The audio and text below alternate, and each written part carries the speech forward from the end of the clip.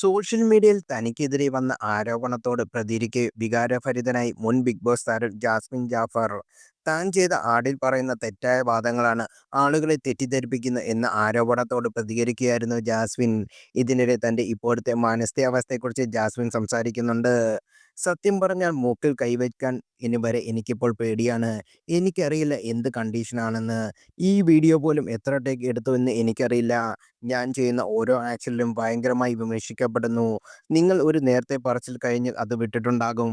പക്ഷേ ചില സമയങ്ങളിൽ എന്നെ അത് ഭയങ്കരമായി ബാധിക്കാറുണ്ട്. ഒന്ന് ശ്വാസം വിടാനും സമാധാനമായിരിക്കാനും ഞാൻ ആഗ്രഹിക്കുന്നു. ഹരാസ് ചെയ്യുന്ന ഒരു എത്തിക്സുമില്ലാത്ത വൃത്തികെട്ട കണ്ടുകണ്ടലുകൾക്ക് ഞങ്ങൾ ദുരുപയോഗം ചെയ്യാതിരിക്കുക.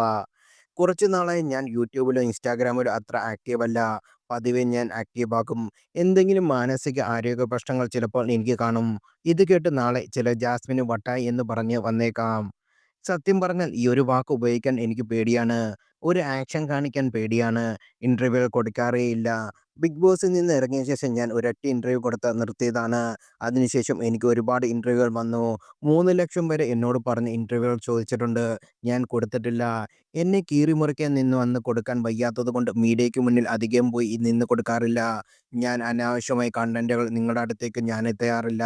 എൻ്റെ പേഴ്സണൽ കാര്യങ്ങൾ പേഴ്സണലായിട്ട് കൊണ്ട് നടക്കുന്ന ആളാണ് ഞാൻ എപ്പോഴും. എത്ര പൈസയേക്കാളും വലുത് എൻ്റെ മാനസിക ആരോഗ്യമാണ്.